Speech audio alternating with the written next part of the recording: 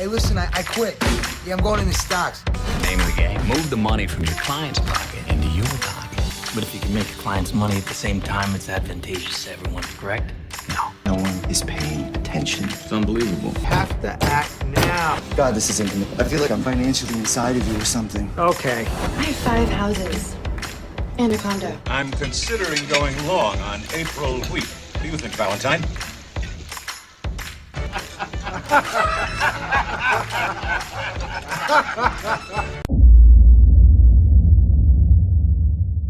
Alright, so hi guys, welcome back to the course.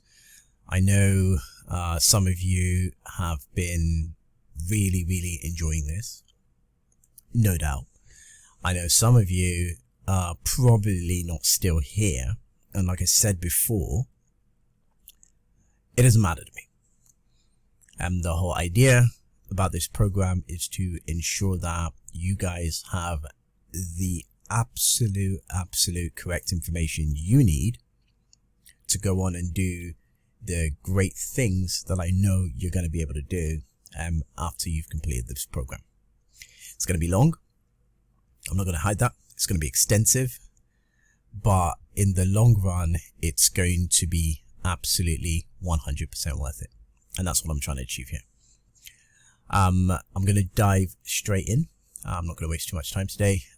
You guys know the perspective by now. We're on the 3rd lesson and we're just literally going to surge ahead.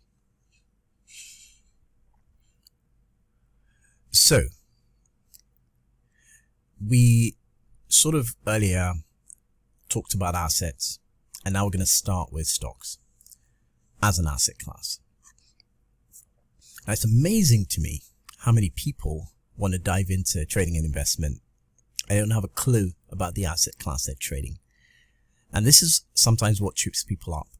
If you don't know exactly what an asset class can do, the fundamental factors governing that asset class, if you don't know it, if you're not aware of it, then you're kind of like the pig on the farm. You could be Christmas dinner at any point, but you don't know. You think it's gonna be like that, you know, trials and feed all year, every year, for the rest of your natural life. And what you don't know is that at some point you're going to find yourself on the dinner table. And that's what happens to a lot of people who come into trading. They find themselves literally on the dinner table.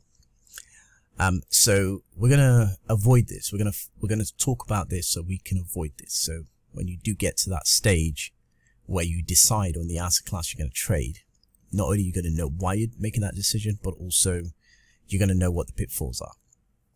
So we're going to really open this up. And don't worry guys, we're going to come to the technicals, right? And like I said to you guys earlier, some of you are not going to be able to sit through this. And one of the things that I say is that there's no point opening up a chart and trying to trade if you don't know anything about anything. You've got to start from the beginning, right? You have to start from the beginning. You're like a child. You know, it's like learning a new language, right? And some of you are absolute beginners, and that's the point about all of this, is that I wanted to kind of bring it to absolute beginners. You know, time and time again, people tell me that if you're gonna talk about this stuff to someone who doesn't know anything, you want to start from the beginning. You know, my wife always says to me that, you know, when you say things, they sound complicated because, you know, you have an extensive amount of knowledge. And as a result, everything, you know, you speak in financial speak, you've been in the industry, so you can't say things simple anymore, right? And that's kind of, you know, it reminds me of, I think it was an episode, for those who are old enough, right, to remember this, I think it was an episode of Stargate, right? So those who are old enough to remember Stargate, where I think one of the alien species was like, you know what, like we're so light years ahead of, like, in terms of thinking and the way we do things, that we need a lesser species, which was the humans, right? We need a lesser species to come in and kind of teach us to think simpler, and potentially this could fix the problem. I don't know, I can't remember if something was happening to their planet and they couldn't figure it out because it was so complicated. But this is kind of what I feel like sometimes. And this, I guess, is what my wife is trying to tell me, is that sometimes I could feel like that alien species, you know, who kind of really gets all this stuff, and, you know, I actually enjoy it, it's working out for me, and then everyone else feels like, you know, we don't know what this guy is saying. And that's kind of where we are when we think about when we think about trading, and that's why I'm doing things the way I'm doing them. So for those who manage to sit through this, they're going to get the reward. And that's kind of, I guess, the best bit about it all. Okay, so let's get into it. So stocks, what are they? Right, that's a big question. Right, now I'm going to break it into two parts. Right, so let's think of them as proof of ownership. Right, if you own a stock in a company, you've got proof that you own a share in the profits of that company. So in other words, dividends and stuff like that, you can get a share in that when the company issues those dividends. So in a way, it's proof of ownership, right? And this will also inform you how you want to invest in these things in the future, right? Because now you know that, okay, if I own a stock, I own a piece of company, right? It's proof of ownership. It's a real company. You guys will be astonished the amount of people who don't know if they own a stock. They think stocks are only to be traded, right? Like they're to be short-term traded, day traded, like they see on TV or on social media. And I'm sure a lot of you watching this are probably thinking, who might have thought this at one point, either at the beginning of your journey into investments or at the end of your journey somewhere, you get the realization that, hang on a second, this stuff is actually stuff I can own. So anyway, it sounds ridiculous, but I guarantee you there are people out there who don't know this. Right, so, and it's important because when you own something, you own it. Right, so proof of ownership. And I know some of you are going to be like, yeah, the whole system's broken, you know, you don't get the stock certificates anymore and blah, blah, blah, blah, blah. The truth of the matter is that if you own a stock of Apple, you own a stock of Apple. Until Apple goes bankrupt, if that ever happens, then that's the only point you lose your investment. So there's a legality around this stuff, right? So it's not just make-believe, as some people have you believe.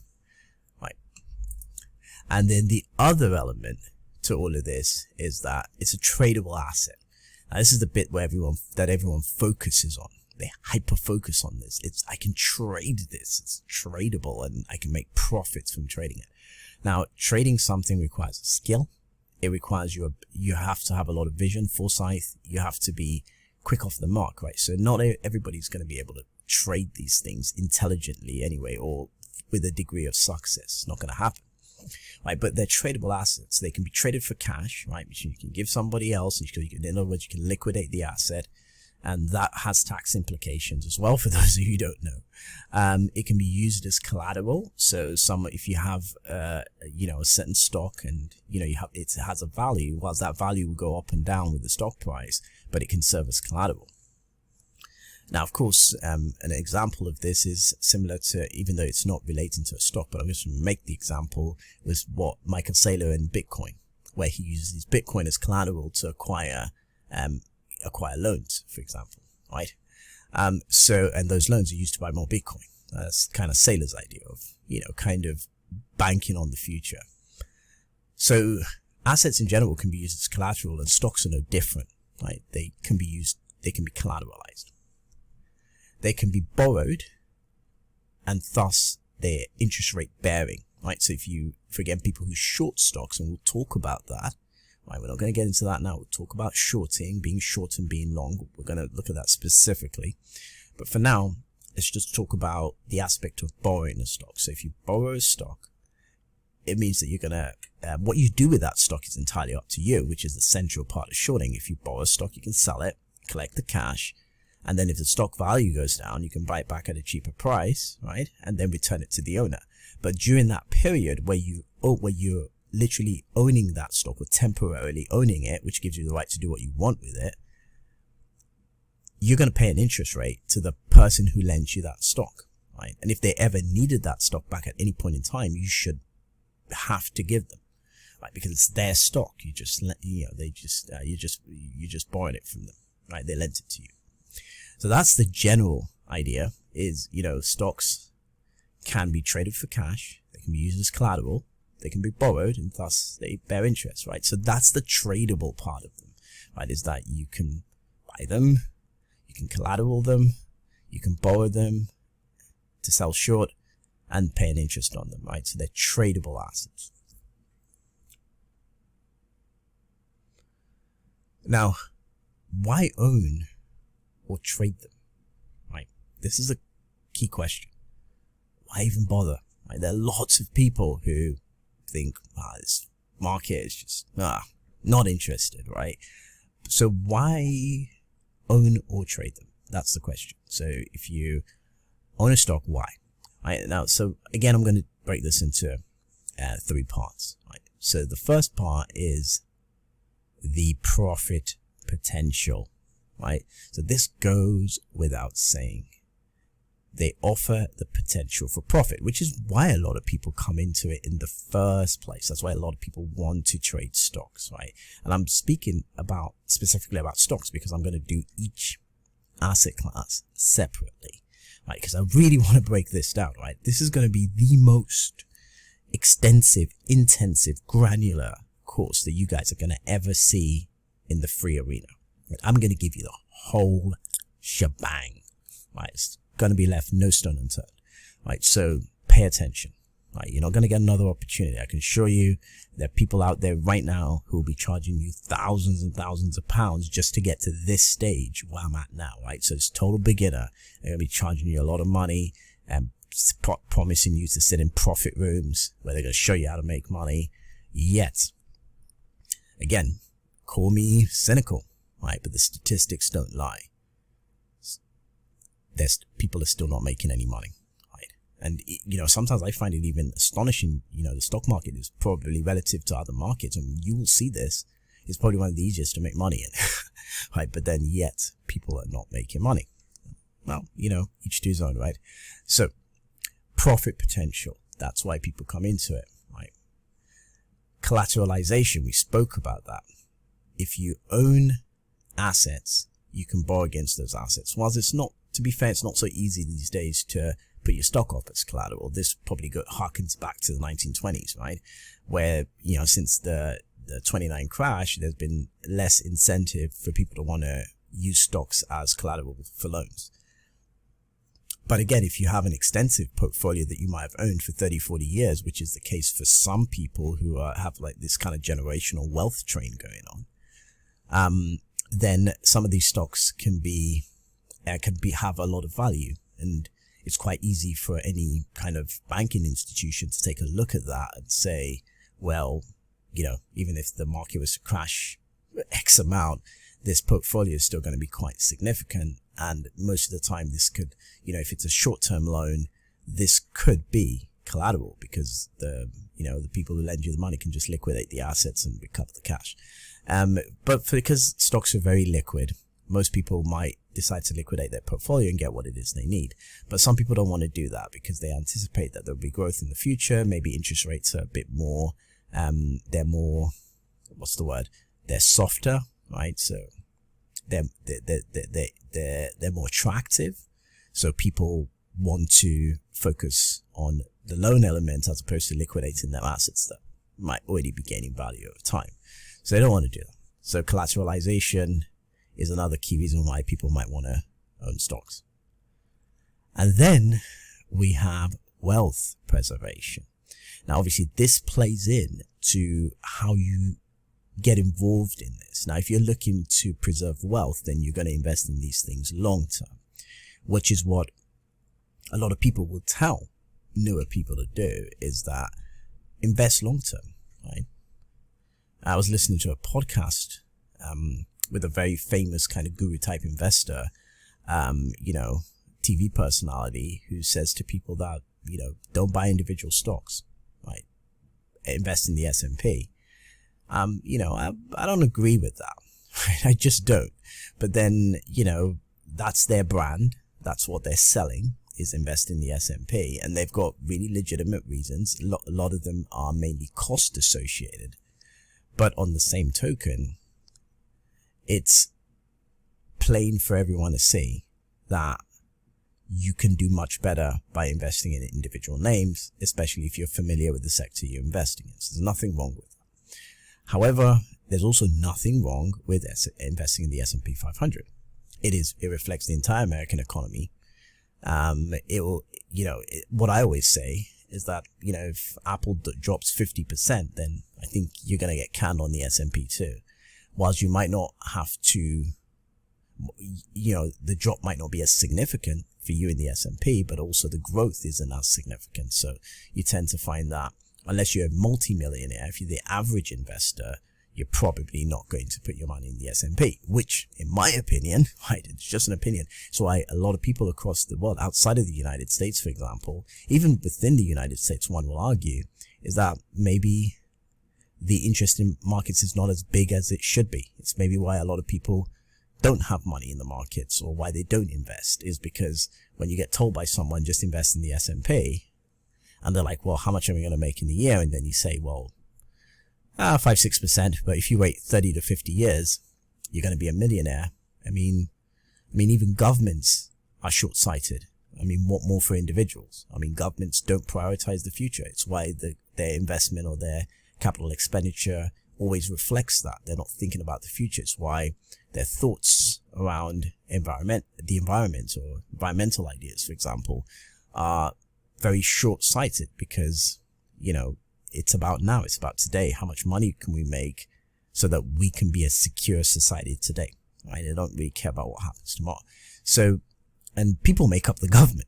So if it just stands to reason that most people are not going to care about what happens to them in 30 or 50 years. They should. It's, retirement planning would say that, this stuff you start thinking about in your 40s, right? However, I would argue you should be thinking about this in your 20s, but how many people in their 20s are going to want to put money aside with the hope they're going to be a millionaire in the S&P 500? Probably not going to do it, and you don't see it a lot, right? Instead, you'd see it, Europe, for example, banks are going to be offering you all kinds of products, like, ISAs, stocks and shares ISAs. So what do these guys do? They do invest in index funds and tracker funds and all kinds, but they will also have investments in single names. Goes without saying. So wealth preservation is really about investing in stocks long term, and monetary debasement will do the rest. So as long as you believe that today's modern economies are going to keep printing money, if for some reason we're going to default to Austrian economic model where money printing is abolished, then that's a different story. But to be honest, we have debt that surpasses principal. And by that I mean the interest we need to pay on our debts has now far surpassed the principal, the available debt, right? So the physical money that will pay off that debt essentially needs to be printed, or to pay off the interest alone. We're not talking about the capital, the actual debt itself, the original debt. And the new ones we keep taking on, we're talking about the interest on all of that. We have to print money to pay it. So that's a very challenging situation where the largest economies in the world can't pay down their debt because there's not enough money available in the ecosystem to do that. That's a unique position to be in. So we are going to be in a state of perpetual debt for the foreseeable future. And hey, if you don't believe me, just look at the White House's assessment of debt. Look at the Federal Reserve's assessment of debt. And all this stuff is public information. So I'm not telling you anything that other people don't know. Right? So again, it's obvious that we're going to have a debt-ridden society for a very long time. And if there's anything happens, for example, if there's a conflict or something like that, then there will just be more debt, just like we saw in COVID and other times when essentially government had to print money.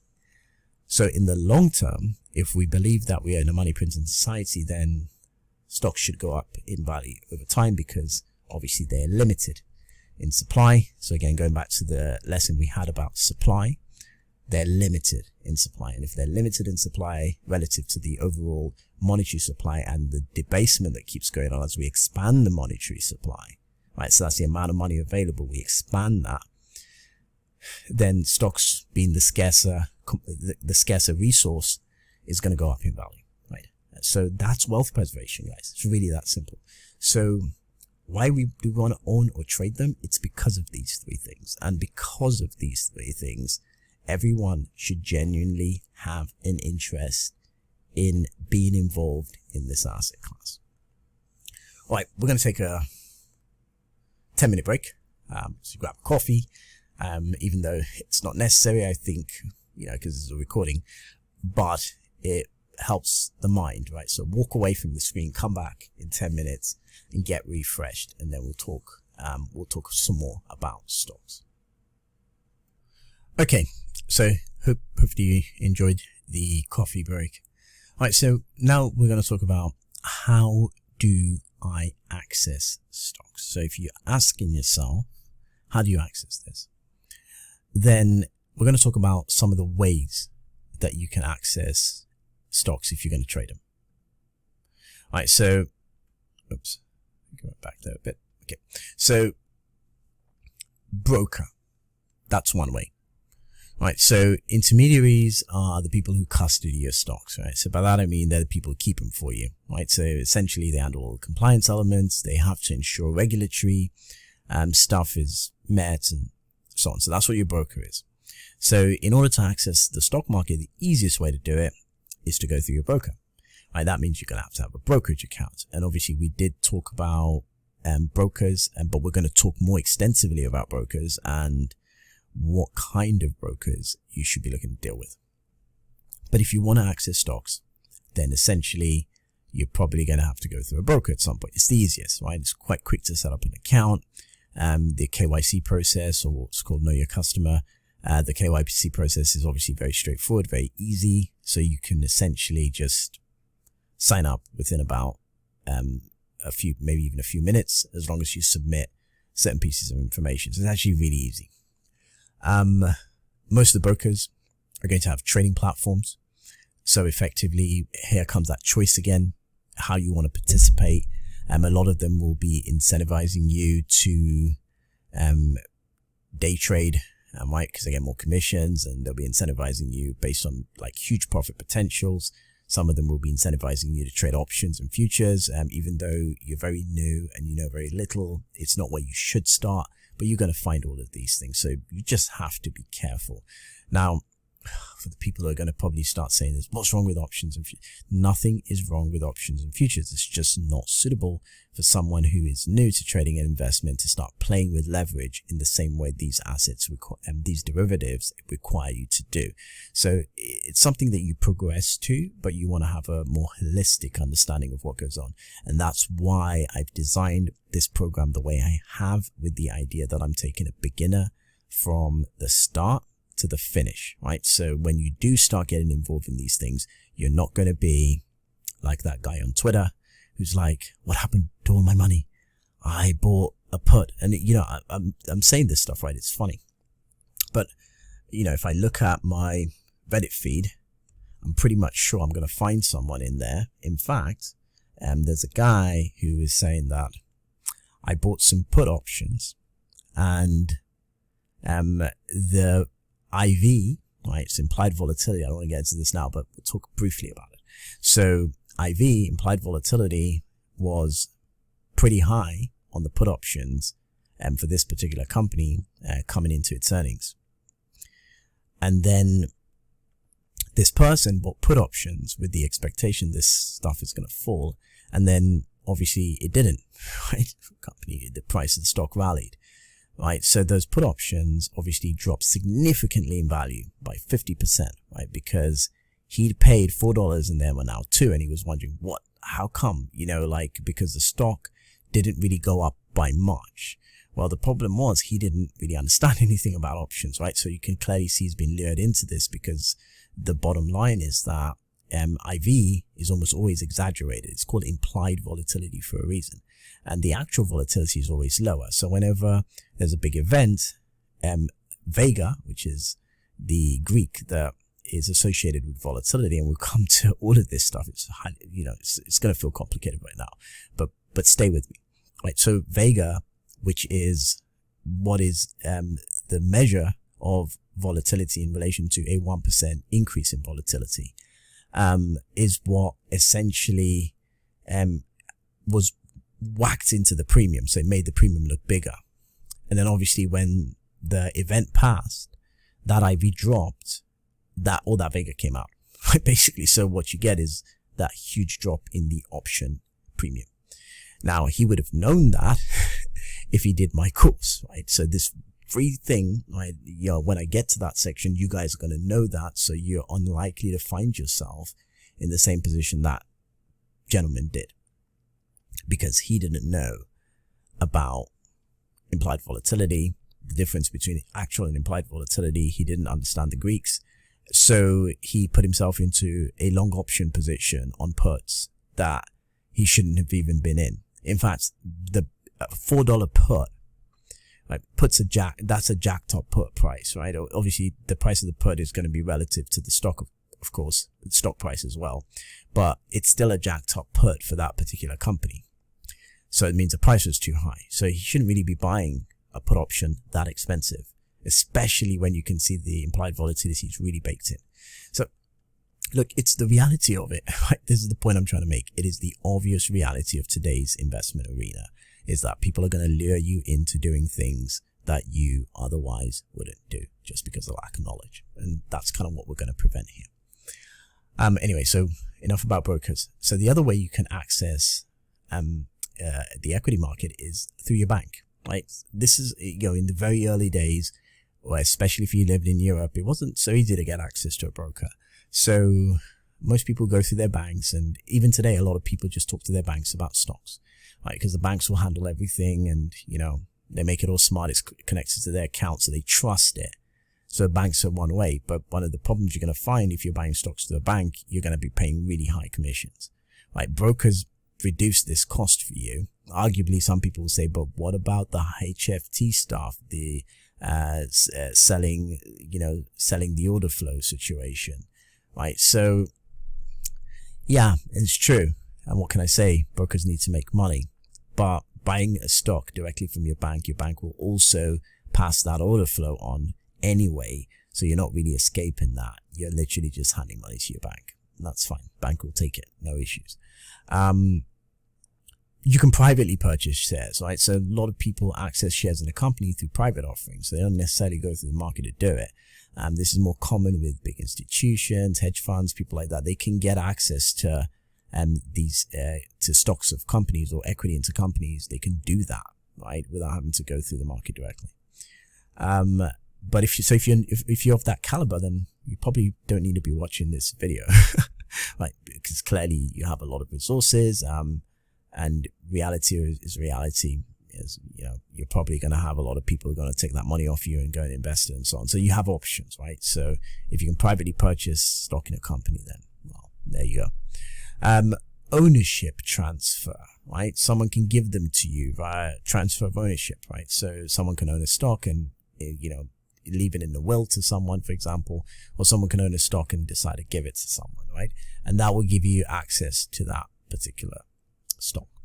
So these are the kind of the 4 primary ways that you can get access to buying or investing in stocks. The obviously the primary one being your broker, basically. That's what we all do now. I mean, no one really thinks about the bank anymore. It's just go through your broker. It's going to be cheaper for you. You're going to have more access, and, you know, you're going to have more control. Obviously they do custody the stock for you, but, you know, in the realm of control, you're going to have a little bit more control. All right. Now, that brings us to another very interesting topic. And that is, how do stocks come about, right? Because a lot of people ask this, right? They genuinely ask this. It's like, well, yeah, it's all good, but how does the stock come to the market? I don't know anything about it. I mean, I don't understand it. You know, you just see these things. Like, it's also, it feels, you know, like, I don't know what's going on here. So we're going to go through this, right? And so again, like I said, this whole idea is to take you step by step through everything, right? So how are they made? Becomes the question. How do they make it?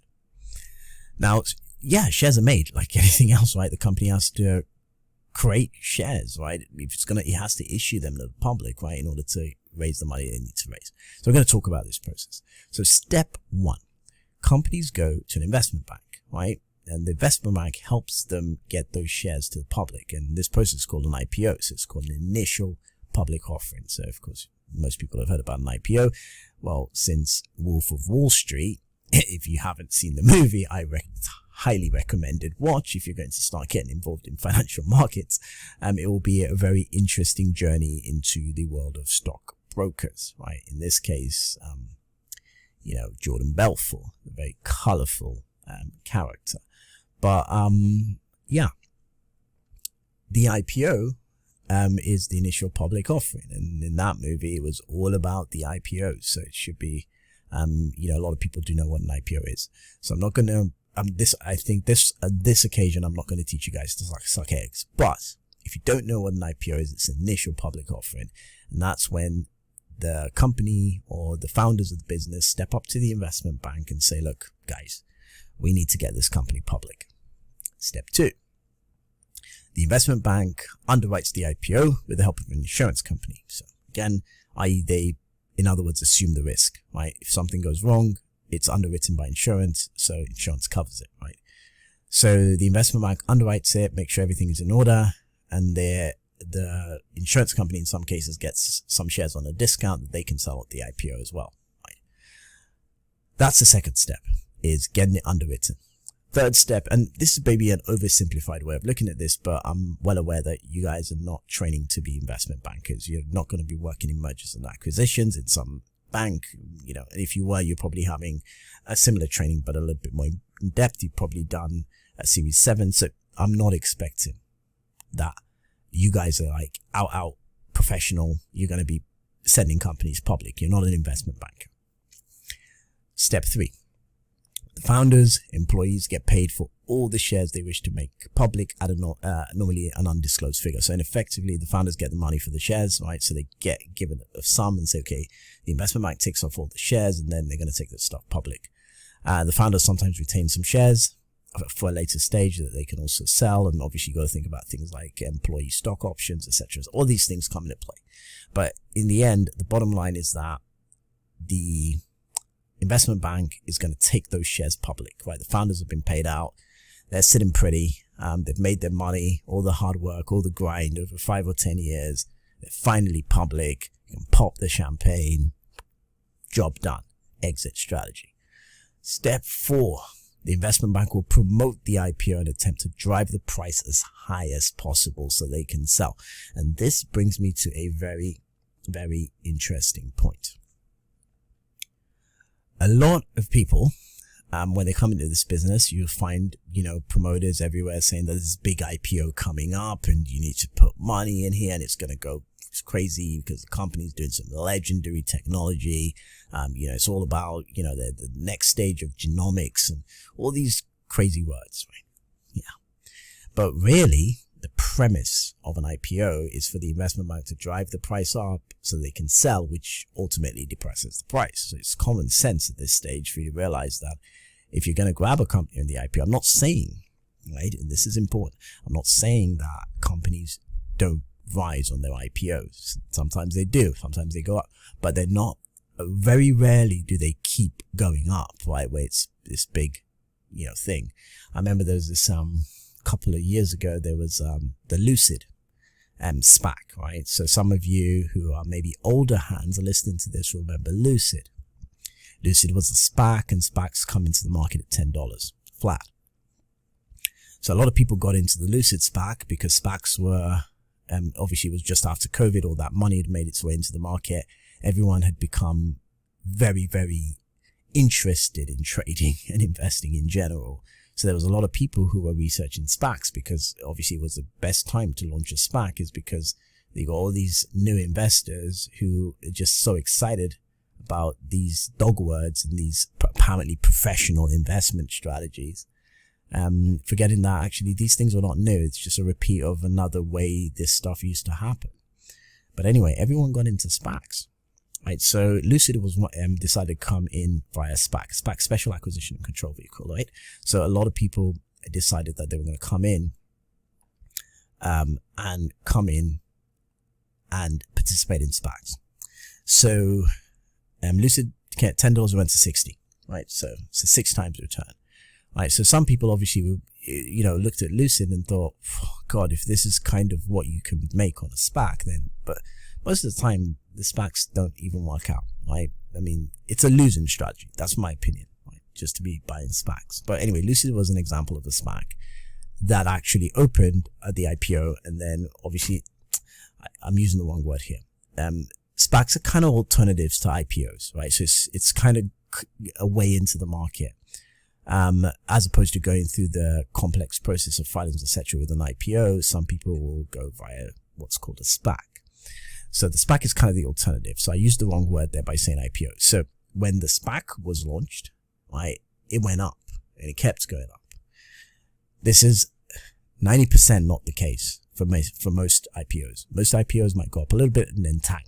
Most IPOs will go up, just tank straight. And like always, I'm going to show you the proof. Right? I'm big on proof. Right? So I'm going to show you the proof. So this stops maybe being a debatable, because I know a lot of people are going to say to me, oh, but I did a SPAC and SPACs are great. And they're going to give me all the advantages of a SPAC and and all the advantages of buying early into an IPO. And they're probably giving me stats of IPOs that turn out to be successful companies. What if you'd bought the IPO of Facebook? Blah, blah, blah. Anyway, we're going to get to the proof side of it. So I hope we sort of understood that element of things in terms of the IPO process, right? And that's how stocks come onto the market. So once they're on the market, now you can buy them, right? So you can go through your broker, just put in the ticker. Let's say it's Apple, you put in AAPL, and Apple pops up. You know how many shares you want. You click buy, boom. Yeah, you've got those shares. So it is pretty straightforward. Right, so let's look at some proof, right? So let's take Facebook, Meta, right? For those of you who are old enough to remember the Meta IPO. Everyone said it was a botched IPO, and it was, who did this IPO? Was it JP Morgan? I think it was Goldman. I can't remember. One of these guys handled the IPO. So it was handled botchly, blah, blah, blah. Anyway, Facebook, now Meta, opened at about $42, 5 a share, crashed to 1806, right? In a couple of months. So 1, 2, 3, 4. So in 4 months, the share was down pretty much 60%. Typical IPO, right? So of course, eventually Facebook went up, doubled in value, and so on. But really at the IPO itself, where everyone sold, founders, everything else, you can see that depressed the price, and we had a 60% drop, right? Nothing else mattered at that point. That was Facebook going public, price collapse, and then it continued to rise as public interest obviously got generated in the company. So that's your overwhelming proof there, guys. Right? So that's Facebook, big company, pretty solid today. But at the IPO, people were willing to, it was just sold on, right? People getting short this stuff, founders selling. In fact, if you try to get in on this IPO with your broker, talking about, how some of the what's the word? The more privileged in this business tend to keep all the good stuff for themselves. Like if you're trying to get short Facebook, for example, you probably wouldn't have had any shares to borrow, right? There would just be nothing for you to borrow. If you try to participate in the IPO early, maybe you might not have been able to get short for maybe a month. The fact of the matter is that most of the time when these companies IPO, you can't really, unless you're going to pay things like locate fees, and that's another story, right? We're going to come to that. It's all under the brokers section, right? That's the criminal side of this whole thing. But in any case, reality is that most people wouldn't have been able to short this anyway, largely institutions, hedge funds, and most of the founders would have gotten out at the top, people would have cashed in, right? That's kind of where you get this. All right, let's look at another example, right? So let's not make this totally isolated. So here again, we see, this is another, I'm trying to think what company was this. I believe, let me just have a look. Oh, this was Apple, right? So I just managed to catch the thing. So this was Apple, right? So this is Apple on its IPO going back to the 1980s. 1981, you can see that it crashed 70% on the IPO. Nothing different. Actually went up and grabbed some liquidity, came down again to near all-time lows before finally breaking out somewhere in 1987 or close to, somewhere between 96 and 87. And then, of course, it is where it is today, right? You know, this is an example again of an IPO in a different timeline, right? So just to show you that this stuff does not change. It is the same in every timeline, right? So no matter how old you are, the name of the game hasn't changed. And this is also a lesson to younger investors, is that you think that everything you see today is new and it's special. And, you know, there's some guy who, you know, tells you all this, like, you know, you got an uncle in an exchange, or, you know, I know the ins and outs because I'm secretly consorting with, you know, someone in Goldman Sachs. It doesn't matter. It's all been done before. Everyone knows what it is. All this, there's nothing new under the sun, according to King Solomon. Right. So that's pretty much it in a nutshell. Right. So, and let's take another one. Right. Proof. I'm big on proof.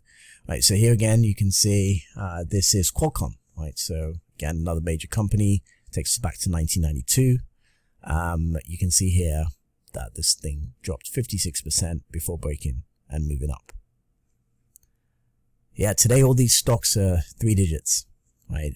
But back in those days, I mean, obviously taking into account here stock splits and so on, so it's not all entirely accurate. Maybe this thing wasn't really 50 cents, it was like $1, $1.50, stock splits and so on. But in reality, all of these things, you know, they all sold off on their IPO. So you can see Qualcomm went up a little bit and then sold 56%, right? So you're seeing a theme here that most of these things are falling near enough 60-70% from their IPO. Now, think about that for a second. Yeah, so let's say you bought in on these that close enough to highs with anticipations that the company's going to do well. I mean, let's say you put, I don't know, if you put 100 grand in this, you're going to be, you know, you're down 56%. Think about that. If you have 10 grand in there, think about that, right? Would you have had the guts to hold through? I mean, you know, it's a lot of drawdown, so you really would have to make sure you don't need the money at any point. Here again, more modern examples. I like to say modern times are like more brutal. I think this company, for some reason I cut this off when I was trying to clip this into the program, but I think this is ASST, right? So that's the ticker anyway, so you guys can look up the company.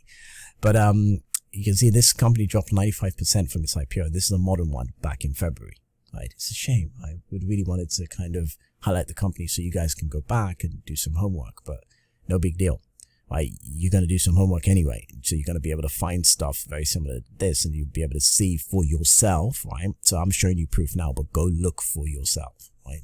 Don't take my word for it. So you can see that this company was trading somewhere up about sort of, you know, close enough to $8, and then boom, 37 cents now, right? Completely sold off.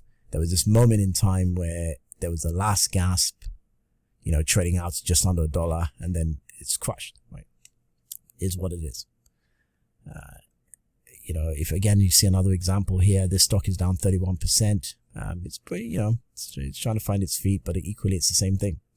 I won't be surprised if it goes even lower, but again, if it broke the highs, then there you go, right? So that's just this is a company called TXO. Again, that's just another example, right? Then these are all recent IPOs, mind you guys. These are 2023. See how they're tanking?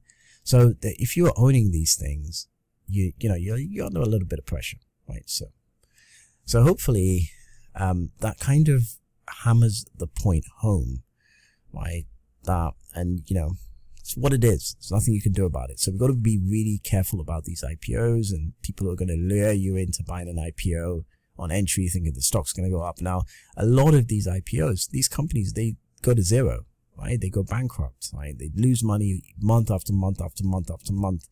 You know, and again, put this as a bonus homework. Go and look at companies that IPO'd over the last 3 years, right? Let's say 3 to 5 years, and look at where some of them are today, right? Just pick random tickers, that IPO'd 3 to 5 years ago, and see where they're trading today, especially like biotech companies and so on. So yes, these would have presented great opportunities if you're shorting these stocks, but then we're going to talk about some of the risks that come with that. Right, so if you're an investor, and maybe you're a long only investor, and by long only I mean you like to just buy the stocks, you don't like to do anything complicated, then, and you're trying to get into these things, so you know, it's crazy. It's a lot of risk, guys.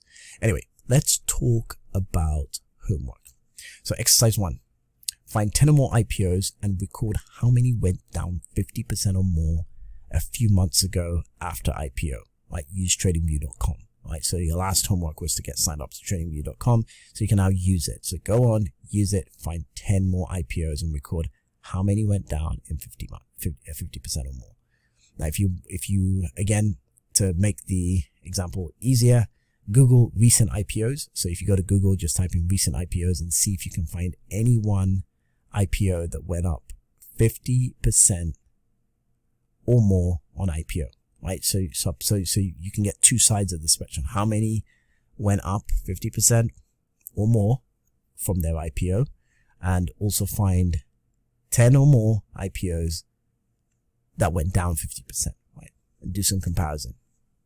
If you want feedback during the next session, just leave comments below on what you found. Awesome stuff, guys. I hope this lesson has been influential, to say the least. I hope you gained a lot of value. Now, seriously, guys, I hope you gained a lot of value. This is the point in it. Like, I'm taking you from the beginning for a reason, right? So you're going to get to all the nice and good stuff. I'm going to show you how the business is done. And I can assure you, I'm going to find this anywhere. People will charge you thousands and thousands of pounds for what you're about to get for free. I'm going to make you a professional trader. I'm going to take you from this baby place where you're at. And when you're your fund manager and, and you've got 150 million under management, as you see with some of these guys on YouTube and whatever, then just remember to give this channel and this program a shout out, right? That's all I ask, right? That's why I'm giving it all to you for free. Like I said, I'm in my 40s. I've been doing this for over 15 years now. It is what it is, right? I am where I need to be, so I'm not doing it for me anymore. It's for you guys, younger people coming into this, the 19 and 20-year-olds, 21-year-olds, the people who've been doing this for 5-10 years maybe and thinking, I still don't know what I'm doing.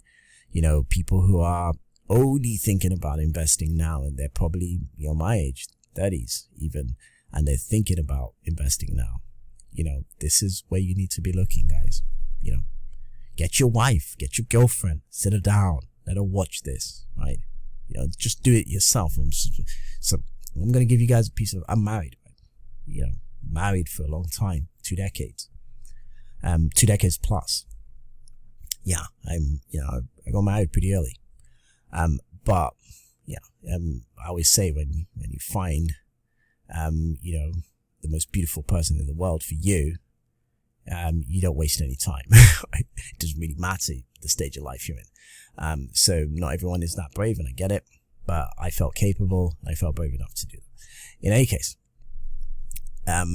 it's important to get your partner on the same page with this. Otherwise, you're going to be hiding for the rest of your life. I can guarantee it. Because if you're not willing to expose them to this, like my wife knows a ton about markets, like ton. I can stick her in front of a computer, a terminal, and she'll be fine. And that's because a lot of my journey I shared. So share that, even if you got one of those, they're like, women are wired that way, right? It's risk, right? I'm not saying all, right? There are lots of great female traders, right? But again, largely women who get married to men who've got this interest, and they don't, a lot of the time, they're just going to look at it the same way most of the public do, right? It's just white collar gambling. You're gambling on hard-earned savings.